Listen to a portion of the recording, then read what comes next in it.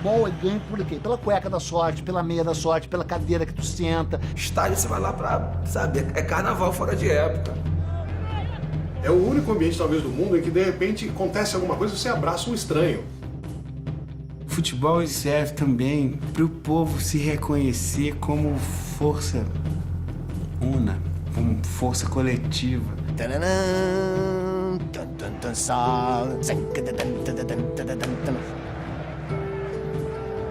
O futebol influencia a conduta do brasileiro e a conduta do brasileiro influencia o futebol, né?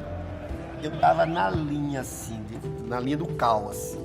Meio metro antes, ele cruzou a bola, voltando 3-1, a torcida enlouqueceu.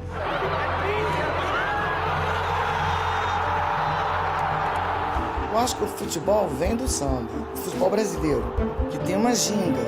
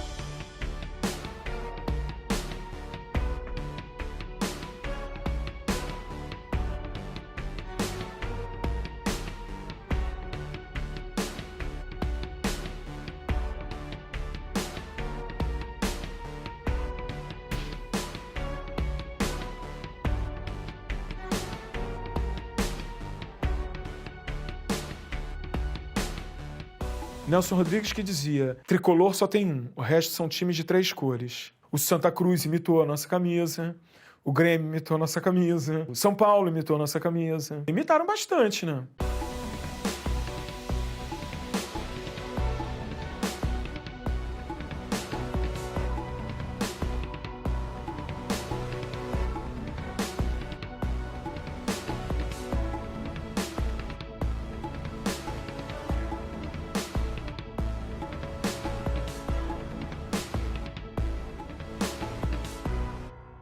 Ainda muito pequeno, uma das primeiras lembranças que eu devo ter de vida, 4 para 5 anos de idade. E eu dividi o quarto com a minha irmã, Miriam, e meu pai sempre chegava do trabalho, a gente já estava dormindo, né? E ele ia trazer uma camisa de um time para cada um, e eu pedi uma camisa do Flamengo para ele. Provavelmente influência nefasta de amigos, né, dessas maiorias que às vezes te oprimem, né?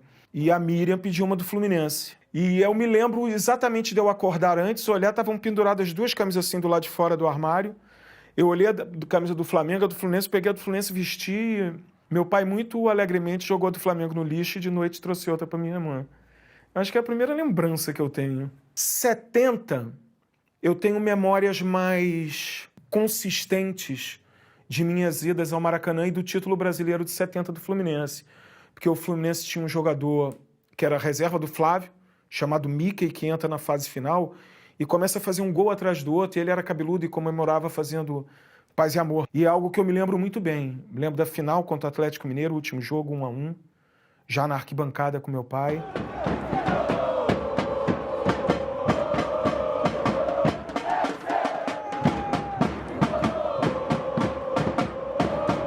O meu primeiro ídolo no Fluminense foi o Félix. Era o goleiro daquele time de 70, do tricampeonato, né?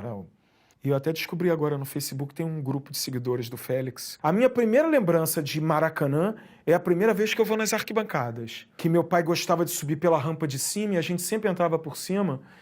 E quando eu entro, eu me deparo com aquela imensidão, né? E a primeira sensação que eu tenho era que era tudo, que o campo era redondo, né?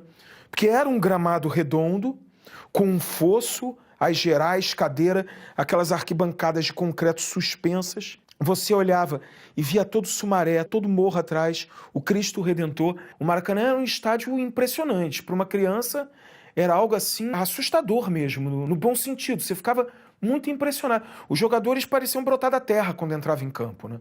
Eles saíam de baixo. Você ficava ouvindo aqueles batuques ao fundo. Ninguém ainda estava cantando, as torcidas estavam chegando, mas eram várias torcidas organizadas de cada time, espalhado cada um para o seu lado.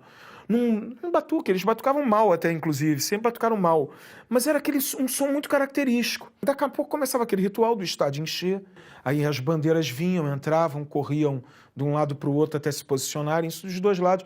Era uma festa magnífica, fora a geral do Maracanã, que eu frequentei muito ali pela minha adolescência, que a gente saía do favelão, ia uma turma de tricolores, pegava ônibus e ia de noite ver jogo na geral. Era um péssimo hábito, mas a gente guardava pilha velha e ficava tacando nos bandeirinhas.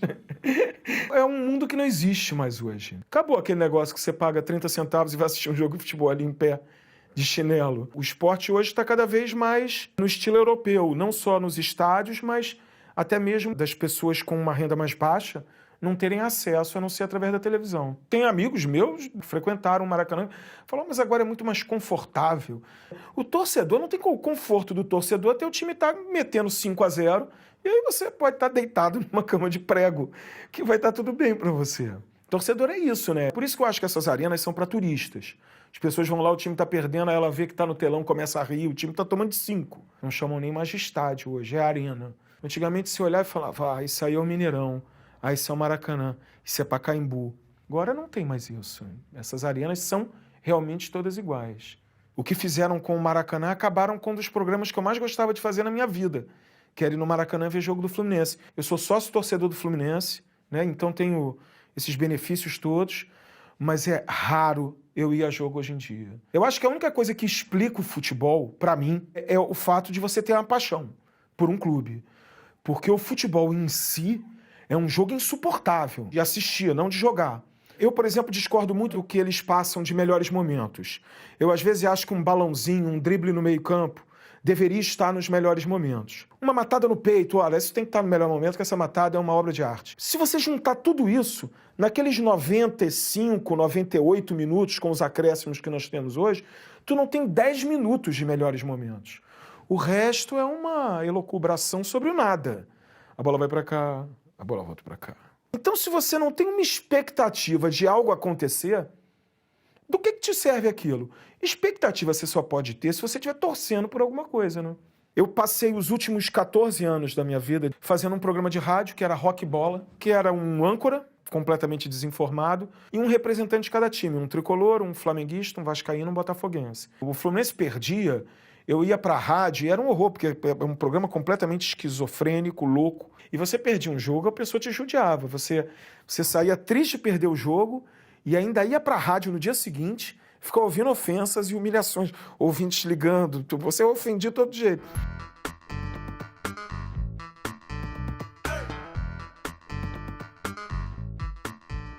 Mas é engraçado. Vem um cara pra mim e fala, porra, tu é um filho da puta tricolor, mas tu é gente boa. Eu ouço esse tipo de coisa. A primeira vez que eu chorei no Maracanã é 74. O Fluminense perde pro América uma final de Taça Guanabara. 1-0, gol do falecido Orlando Lelé. O América era um timaço, tinha o Luizinho das Arábias, um início de carreira, tinha o Braulio, um zagueiro polaco, tinha o Ivo.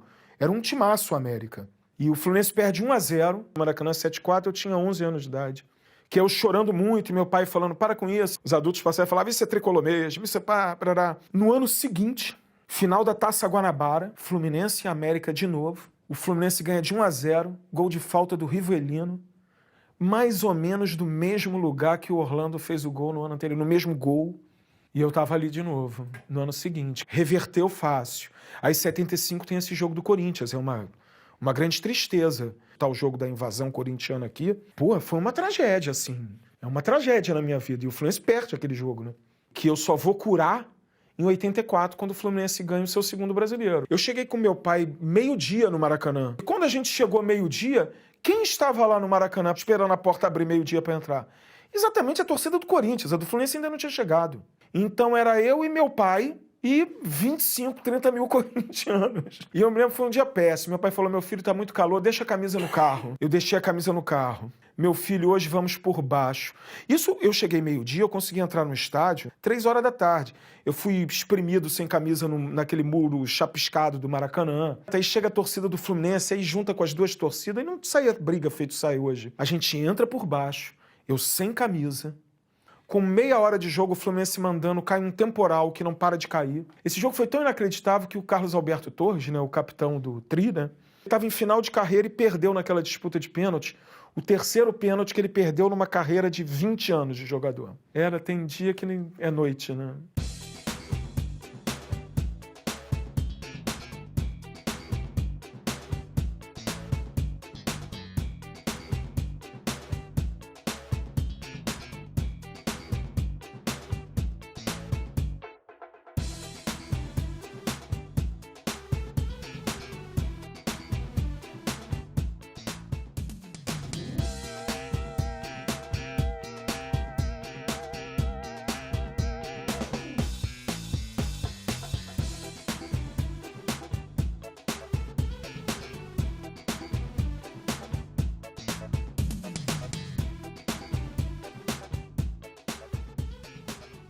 O Fluminense foi parar na terceira divisão já. E eu, na época, não tive a visão que era apenas um trabalho social. Hoje, o jogador de futebol tem 4 divisões para arrumar emprego, clube para jogar. Mas na época foi muito doloroso. E eu acompanhei. Vi Fluminense contra o time dos Bombeiros no Maracanã. Mas aí você via, entravam os caras em campo dos adversários com câmeras fotográficas, tiravam foto. Era quase um passeio turístico. Tristeza. Cara, o Fluminense cai para a segunda divisão, aí tem uma reviravolta que sempre acusam o Fluminense nunca tem culpa. O Fluminense, quando cai a primeira vez e volta, foi achado uma fita telefônica, um grampo telefônico, hoje tão em voga no país, entre o presidente do Atlético Paranaense e o presidente da comissão de arbitragem, combinando resultados. Com isso, o campeonato perdeu completamente a lisura e com isso foi anulado o resultado do campeonato. Aí acusam o Fluminense. Aí no ano seguinte, o Fluminense, eu vi o Fluminense ser roubado em 90% dos jogos na primeira divisão e caiu de novo. E a gente vai, eu tinha uma galera boa de tricolores, músicos, roqueiros todos, a gente ia pro Maracanã. O Fluminense estreia contra o ABC no Maracanã, um domingo, 10 horas da manhã. Fazem uma previsão, botam 30 mil ingressos à venda, uns 70 mil tricolores. A gente tem que abrir o portão e entra todo mundo. Quem comprou ingresso entrou, quem não comprou entrou. O Maracanã abarrotado, aquela manhã de domingo, a gente olhando e falando, é o renascimento, né? Com 40 minutos do primeiro tempo, tava 3-0 ABC. O Dado tava no Maracanã, ele olhava para trás, olhava para mim assim, aquele Maracanã lotado, ele sentado na frente, ele olhava e falava, isso não tá acontecendo, isso não tá acontecendo. Isso é uma tristeza.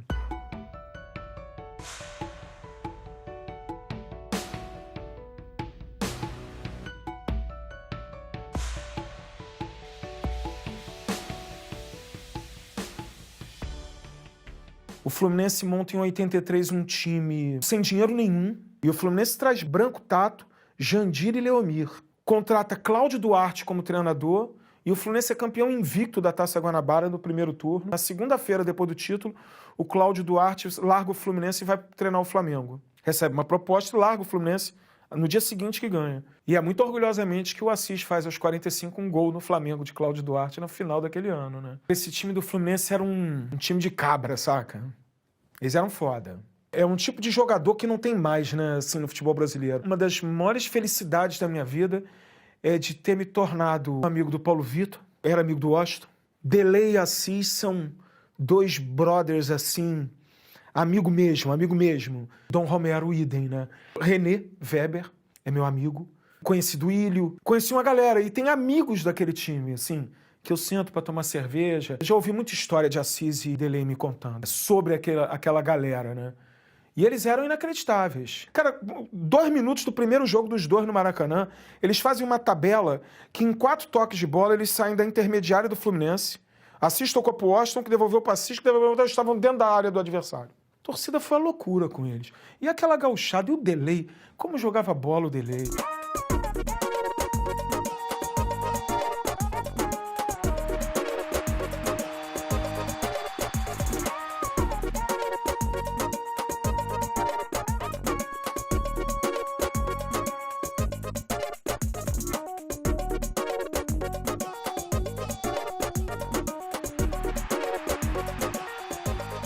primeiro cabeça, o que chamam de cabeça de área, era o Denilson, o Rei Zulu. Depois, um dos maiores ídolos que eu tenho, Carlos Alberto Pintinho. O meio-campo era Delei, Gilberto e Mário. Robertinho, Cláudio Adão e Zezé. Ele era cabeça de área. Porra, hoje bota uns brucutus pra jogar. Cara, mas ele tem um passe razoável. Tem um passe razoável, não pode jogar futebol, né? As pessoas, o fundamento do futebol, 1, matar a bola. 2, passar. Primeiro você tem que parar a bola e depois passar.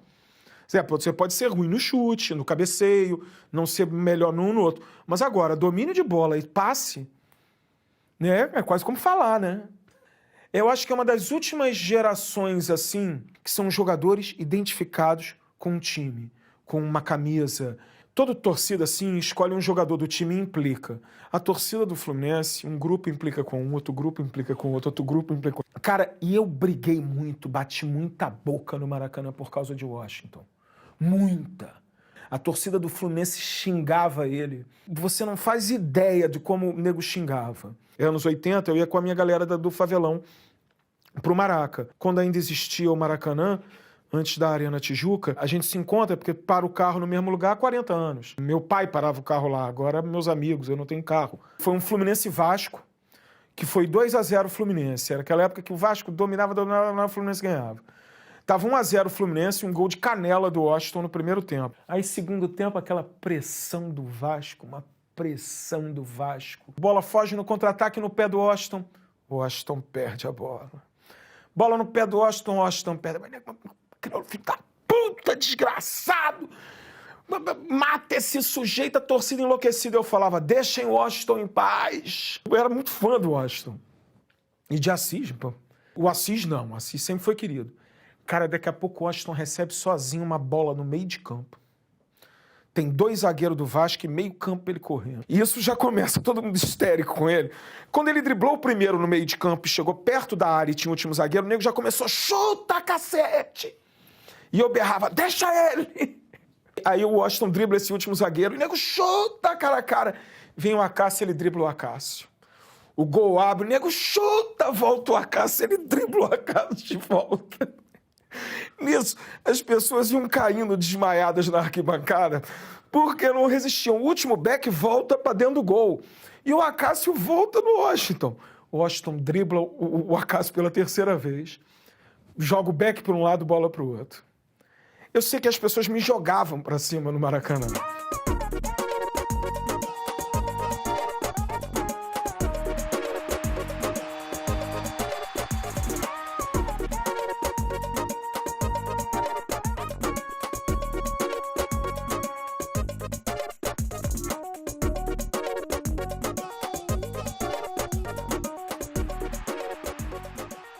Eu me lembro que eu guardei o canhoto daquele ingresso na minha carteira.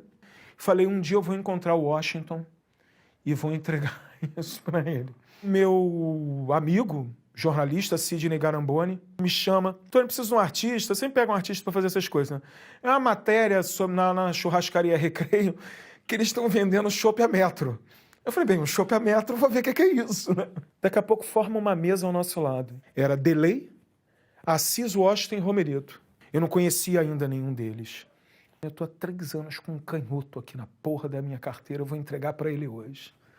Fui lá na mesa e falei, porra, cara, lembra aquele gol contra o Vasco? Interrompi eles e entreguei esse ingresso pro Washington. Anos depois vim a conhecer. Nunca fui amigo do Washington, feito sou do Delei, do Assis e até mesmo do Romero, do Romerito. Era uma turma muito especial, cara. Sou tricolor de coração, sou do clube tantas vezes campeão. Fascina pela sua disciplina, o Fluminense me domina. Eu tenho amor ao tricolor, salve o querido pavilhão, das 3 cores que traduzem tradição. A paz, a esperança e o vigor, unido e forte pelo esporte. Eu sou tricolor. Talvez tenha escrito Nelson Rodrigues as mais elucidativas crônicas sobre partidas de futebol do que qualquer outro cronista. Ele não enxergava. O Armando Nogueira, eu acho que dizia que ele era o Homero do futebol brasileiro, que ele não enxergava, ele perguntava como é que foi o jogo. Porque, na verdade, o que interessa no futebol não é, na verdade, o que você está vendo, né? É do Nelson Rodrigues Afasi, o videotape é burro.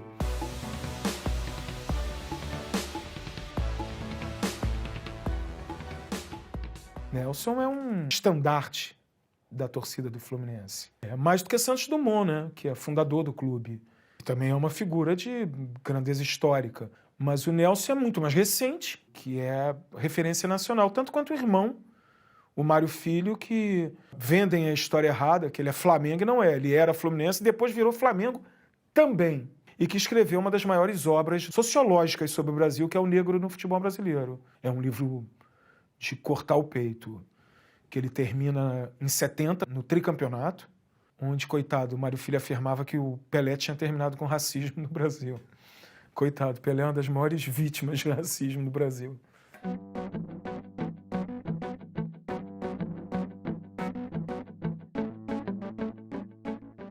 A história do pó de arroz, e muito bem contada no Negro no Futebol Brasileiro. O América tinha um craque chamado Carlos Alberto, mulato claro. O América era o time, na época, de maior torcida no Rio de Janeiro. É quando o futebol se torna um esporte popular. O Carlos Alberto, mulato claro, que jogava maquiado de pó de arroz, ele larga o América e vem pro Fluminense, que vinha se tornando uma potência já na época. A torcida do América fica louca. E no primeiro Fluminense e América, quando ele entra em campo, começa a torcida do América a xingá-lo. Pó de arroz. Era ele, o Carlos Alberto. Nesse campeonato carioca, a coisa se alastra e começam a chamar o Fluminense de pó de arroz por causa dessa história. O Fluminense acabou pegando o pó de arroz, feito o Flamengo pegou um urubu, né? O urubu é uma coisa bizarra, né? E tu pega como símbolo do seu clube o urubu.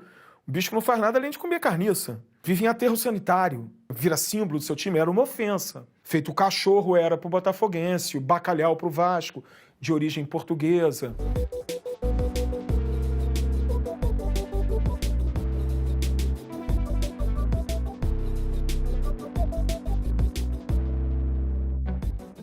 Outra coisa que eu estava falando sobre o Campeonato Carioca, quando eu digo que muito do futebol acabou para mim de tensão, de loucura, daquele jogo de 95. O Fluminense estava aniquilado. Campeonato vai, chega até aquele último jogo que o Fluminense precisava ganhar. O empate, o Flamengo era campeão. Tinha uma entidade espírita chamada Seu Sete, que minha avó era discípula. Então eu cresci com aqueles símbolos, era um negócio redondo, um círculo, com 7 no meio. Eu nessa época usava agenda, e a semana inteira a minha agenda, eu riscava aquele 7. Era 7, eu tinha certeza que o Renato Gaúcho ia decidir aquele campeonato. Renato vai fazer o gol do título. O Renato é o cara que faz o gol do título. Não tem jeito. Tá. Chega no jogo, vai começar o jogo, cai um temporal. É Nelson se manifestando. Nelson pai. Nelson Rodrigues. Começa o jogo, pá, gol do menino lá. Daqui a pouco, gol do Renato Gaúcho, 2-0 Fluminense. Daqui a pouco, Romário 2-1. Aí no final do jogo, Fabinho, que depois foi jogador do Fluminense, camisa 7 do Flamengo, faz o gol de empate do Flamengo. Eu falei, não é possível que eu vi o 7 errado a semana inteira. Nessa hora que o Flamengo empata, eu sento, pego minha carteira, tiro a foto do Assis comemorando o gol de 83. Eu tirei a foto e comecei a rezar. Sentado, parei de ver o jogo. Daqui a pouco é jogador do Fluminense expulso, só ouvindo os ruídos. Aí o Ailton risca para um lado, risca para o outro, entrando dentro da área, e eu tô sentado rezando. E só ouço assim a nossa torcida. Uá! Uá! Uá! Aí um pega e me puxa e fala assim, Ailton, Ailton! Eu levanto e fico que nem um louco no estádio assim. O gol foi do Renato! É do Renato o gol! As pessoas do Ailton aí aparecem no placar. Ailton, camisa 8. Eu falo, não foi do Renato! Discutia, as pessoas falavam, você tá maluco? Você tava sentado. Começa dizendo, o gol foi do Renato. Você não tava vendo o jogo, cara. Eu falo, o gol foi do Renato. E foi.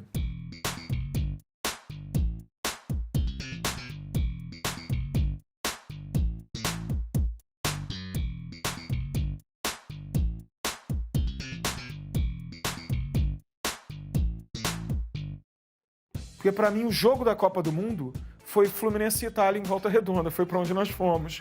É aqui, amistoso internacional. Itália versus Fluminense. Itália 5, Fluminense 3. Uma injustiça. O Fluminense tem um apagão. Recordar é viver, ó. Assis e Washington. Olha eu aqui. Isso era um Maracanã. ao lado de Washington, de Assis. Romero, Gama, Ronald. Cadê meu amigo Marcão? Olha o Washington aqui. Cleiston no gol. Foi a camisa que eu fui pro Maracanã no jogo de 95, no jogo do gol de escudo do Renato. E anos depois, quando eu realmente começo a me aproximar aqui em 2000 do Assis, o Assis assinou aqui pra mim. Fez uma dedicatória. Eu tenho que enquadrar essas coisas todas.